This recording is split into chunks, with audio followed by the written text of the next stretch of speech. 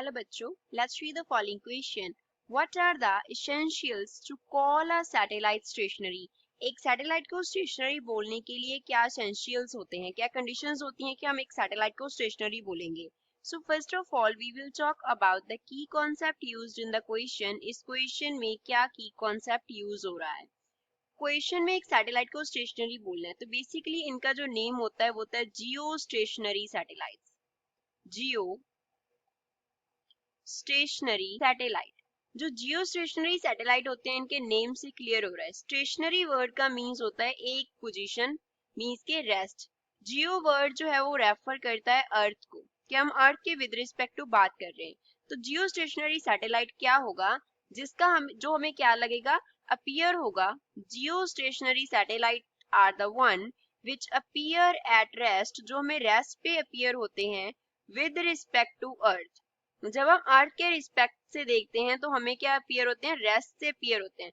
Appear at rest with respect to earth, earth के with respect to वो rest पे होते हैं। अब इसकी हम कंडीशंस की बात करते हैं। एसेंशियल कंडीशंस क्या होंगी एक अर्थ के जियो स्टेशनरी सैटेलाइट होने के लिए? एसेंशियल कंडीशन, तो फर्स्ट ऑफ ऑल जितना टाइम पीरियड अर्थ का है उतना ही टाइम पीरियड हमें क्या होना चाहिए, जियो स्टेशनरी सैटेलाइट का होना चाहिए। क्योंकि अगर मान लो अर्थ यहाँ से लेके यहाँ तक मूव किया 24 आवर्स में, अर्थ कितने टाइम में सर्कल अपना कंप्लीट करता है, 24 आवर्स में सर्कल जो है वो कंप्लीट करता है।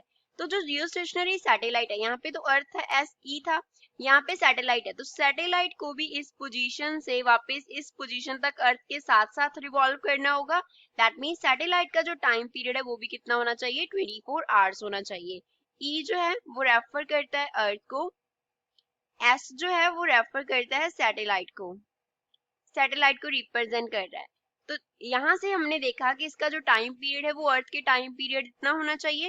That means the time period should be कितना होना चाहिए, time period should be 24 hours होना चाहिए। सेकेंड थिंग, अगर अर्थ जो है वो इस तरफ रिवॉल्व करेगा तो सैटेलाइट को भी इसी तरफ रिवॉल्व करना होगा। दैट मीन्स जो डायरेक्शन ऑफ मोशन है वो अर्थ की डायरेक्शन ऑफ मोशन के साथ सेम होनी चाहिए। So the direction of motion क्या होनी चाहिए, अर्थ की मोशन के साथ सेम होनी चाहिए। Motion should be same as direction of motion of earth, direction of motion of earth. अब अर्थ की जो डायरेक्शन ऑफ मोशन है वो हम अर्थ के किसके अबाउट देखते हैं, अबाउट पोलर एक्सिस देखते हैं हम, अबाउट पोलर एक्सिस। तो पोलर एक्सिस के अराउंड जो अर्थ की डायरेक्शन ऑफ मोशन होती है वो होती है वेस्ट टू ईस्ट। वेस्ट से ईस्ट डायरेक्शन में अर्थ जो है वो क्या करता है, रिवॉल्व करता है। तो अगर अर्थ वेस्ट से ईस्ट डायरेक्शन में रिवॉल्व करता है तो सैटेलाइट भी क्या करना चाहिए, वेस्ट से ईस्ट डायरेक्शन में रिवॉल्व करना चाहिए। थर्ड कंडीशन है इसके ऑर्बिट की, कि इसका जो ऑर्बिट है वो इक्वेटोरियल प्लेन में होना चाहिए। Its orbit should be in equatorial plane of earth. का रीजन क्या है कि वो ऑर्बिट जो है वो इक्वेटोरियल प्लेन में क्यों होना चाहिए, क्योंकि जो इसका ऑर्बिट होगा, जो हमारे पास सैटेलाइट है, जियो स्टेशनरी सैटेलाइट है, इसके ऑर्बिट को हम क्या बोलेंगे, जियो स्टेशनरी ऑर्बिट बोलेंगे।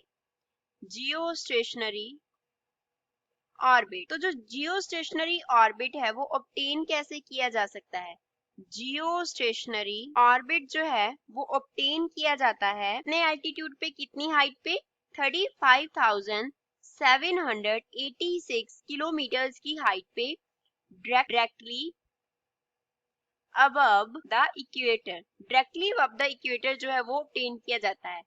तो जब हम इक्वेटर से डायरेक्टली 35,786 किलोमीटर की हाइट पे मेजर करते हैं तो जियो स्टेशनरी ऑर्बिट जो है वो हम ऑब्टेन कर सकते हैं। तो ऑर्बिट कहाँ पे होना चाहिए, इक्विलेटरल प्लेन ऑफ अर्थ में होना चाहिए। I hope you understood well, thanks.